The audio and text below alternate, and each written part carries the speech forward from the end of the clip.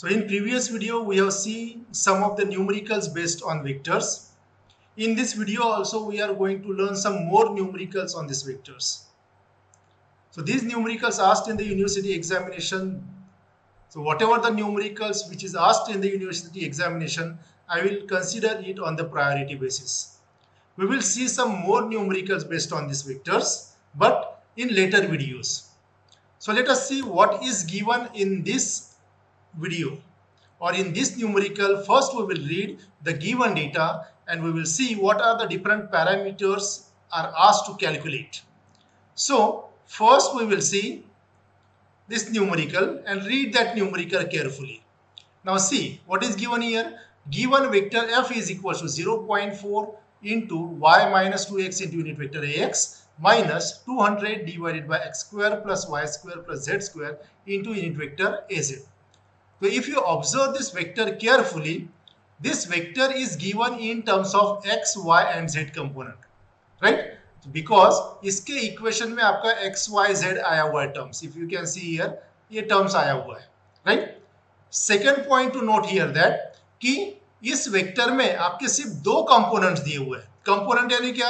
अभी unit vector ax के साथ ये टर्म दिया हुआ है हमारे पास. सो यूनिट वेक्टर के साथ जो भी टर्म देते हैं that is called as the x component. Unit vector ax के साथ जो दिया हुआ है that is called as the x component of vector f and x component of vector x is represented as fx. and az के साथ एक दूसरा कंपोनेंट दिया हुआ है तो I will mark it here, that is minus 200 divided by x square plus y square plus z square. So that is nothing but z component of vector f. So here I will mark it as it is the z component, so that is represented as f suffix z, right? तो यहाँ पे y component is absent. So any vector can be represented in terms of the ax unit vector or the ay unit vector or az unit vector or the combination of all the vectors. So for the given vector only two components are given, fx and fz. Now what is asked? See, find the magnitude of vector f at the given point p minus 4, 3, 5. तो इस point पे मुझे vector f का magnitude निकालना पड़ेगा. तो आपको पता है कि किसी भी वेक्टर का अगर आपको मैग्नीट्यूड निकालना है तो उस केस में उस वेक्टर की वैल्यू हमको पता रहना चाहिए या उस वेक्टर का एक्सप्रेशन मुझे पता रहना चाहिए in terms of unit vector ax, ay and az. लेकिन अगर आप देखते हो कि वेक्टर f आपको दिया हुआ है x, y, z के फॉर्म में, तो इस गिवन पॉइंट पे क्या कर लेना है आपको कि गिवन पॉइंट पे तीन कोऑर्डिनेट्स है, x coordinate, y coordinate and z coordinate. तो जो गिवन वेक्टर है उस गिवन वेक्टर में x, y और z कोऑर्डिनेट्स अगर मैं रख देता हूं तो मुझे वेक्टर f मिलेगा उस गिवन पॉइंट पे. आई रिपीट, वेक्टर f दिया हुआ है x, y, z के टर्म में और पॉइंट दिया हुआ है आपको -4, 3, 5. तो ये जो कोऑर्डिनेट्स है x, y, z कोऑर्डिनेट, इसकी वैल्यू अगर मैं गिवन वेक्टर में अगर रख देता हूं तो you will get the vector f eight that point. तो पहले हम वेक्टर f उस पॉइंट पे निकाल लेते हैं. तो ऑलरेडी मैंने यहाँ पे स्लाइड में बना के रखा हुआ है टू सेव अवर टाइम. ये गिवन वेक्टर f है हमारे पास. इस गिवन पॉइंट पे आपके x की वैल्यू -4, y की वैल्यू 3, z की वैल्यू 5 इस पॉइंट से मैंने ले लिया है और ये x, y, z की वैल्यू इस इक्वेशन में या इस वेक्टर में आपको रख देना है और इस वेक्टर में रखने के बाद यू विल फाइंड दैट ये जो वेक्टर f बनेगा इसको अगर आप कैलकुलेट करते हो ये मिलेगा 4.4 into unit vector ax minus इस फैक्टर को अगर आप कैलकुलेट करते हो तो ये मिलेगा 200 divided by this is 4 square is 16, 16 plus 9, 25 plus 25, 50. So 200 divided by 50 that will be 4. It is -4 into unit vector az. तो ये जो वेक्टर f मिल गया ये कौन से पॉइंट पे मिल गया? ये मुझे p पॉइंट पे मिल गया जो गिवन पॉइंट है, राइट? लेकिन हमको वेक्टर उस पॉइंट पे नहीं चाहिए, हमको क्या चाहिए? We want the magnitude at that point, right? तो इस वेक्टर f का हम मैग्नीट्यूड निकालेंगे. तो एक बार अगर हमारे पास वेक्टर आ गया उस पॉइंट पे तो उसका मैग्नीट्यूड निकालना आसान है. तो मैग्नीट्यूड निकालने के लिए क्या करेंगे हम? Square root of x component square plus y component square plus z component square. लेकिन यहाँ पे इस वेक्टर एफ में दो ही कंपोनेंट है, x component and z component, इसलिए 4.4 इसका स्क्वायर प्लस यहाँ पे वैल्यू है हमारे पास -4, तो -4 स्क्वायर, तो ये वैल्यू मैग्नीट्यूड जो आएगा वेक्टर एफ का ये मुझे मिला है 5.9464. तो that means the first part we have calculated. Then second part में देखिए क्या दिया हुआ है, find unit vector F at P.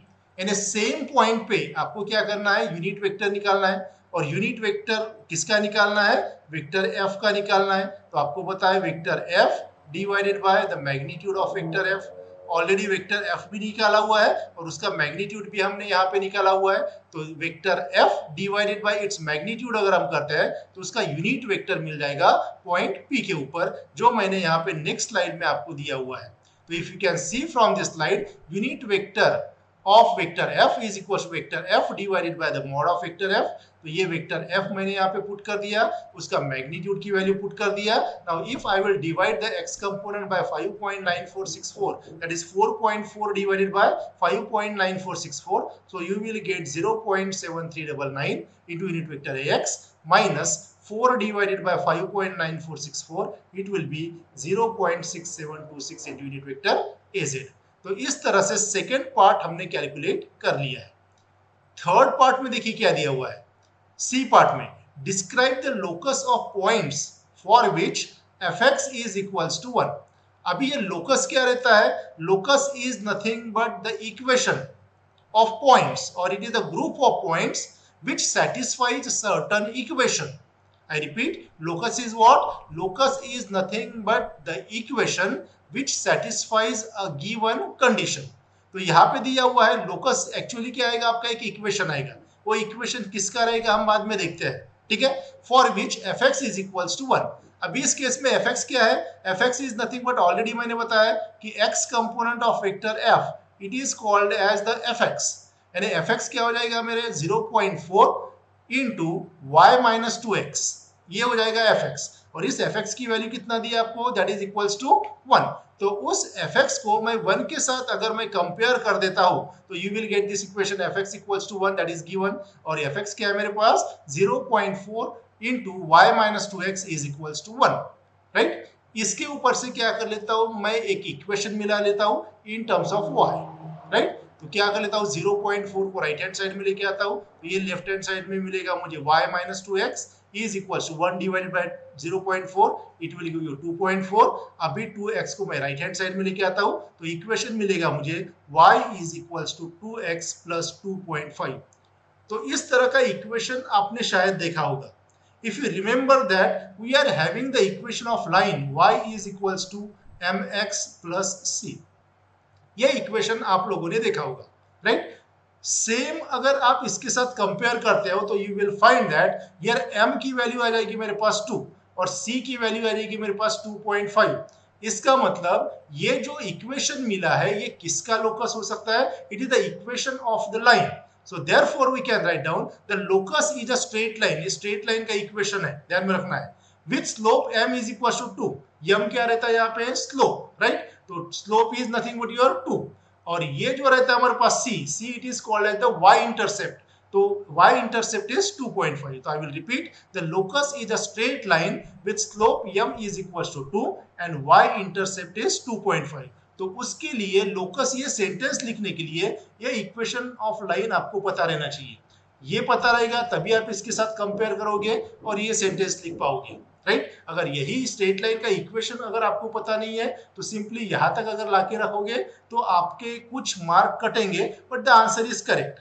But it is expected that you should write this line. ये लाइन आपको लिखना है, right. Then proceed further and see what is the next parameter you have to be calculated. D part में देखिए क्या दिया हुआ है, describe the locus of points for which mod of fz is equals to 1. अभी mod of fz यानी क्या, आपको पता है कि ये -200, माइनस को छोड़ना नहीं है. ये जो कंपोनेंट है az के साथ, यूनिट वेक्टर az के साथ, that is called as the z component of vector f and that is represented as fz. तो मॉड ऑफ fz क्या हो जाएगा, दैट इज मॉड ऑफ, ये हो जाएगा -200 divided by x square plus y square plus z square. Right. तो ये mod हो जाएगा और इसको कंपेयर करना है आपको 2 के साथ। तो मैंने इस लास्ट लाइन में दे दिया है, देखिए यहाँ पे given fz is equals to 2,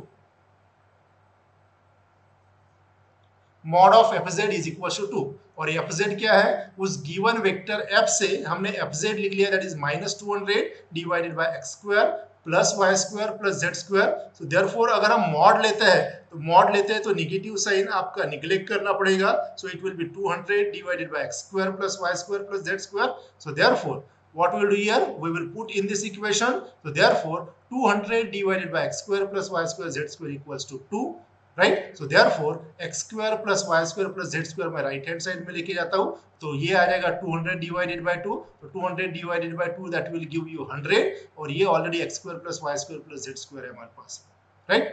तो अगर आप यहाँ पे देखते हो, ये जो इक्वेशन मुझे अभी मिला हुआ है x square plus y square plus z square, ये किसका इक्वेशन है, ये this is the equation of sphere. अगर आप स्फीयर का लोकस का इक्वेशन अगर आप देखते हो तो यू विल फाइंड दैट वो रहता है हमारे पास x square plus y square plus z square that is equals to r square, where r is nothing but the radius of the sphere, right? So if you compare this equation with this equation, you can say that left hand side is x square plus y square plus z square, it is as it is, and right hand side 100 है, you can write down it is 10 square, इसको लिख सकते हैं। तो इसका मतलब radius की value कितना हो जाएगा, 10।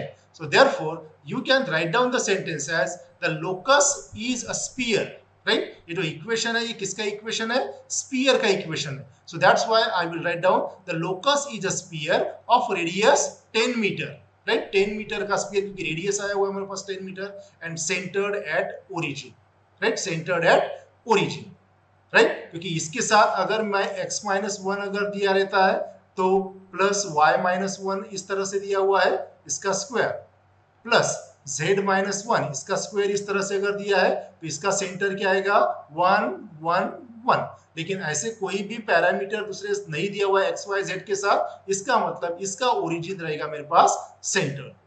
सो आई होप कि ये न्यूमेरिकल आपको समझ में आया होगा।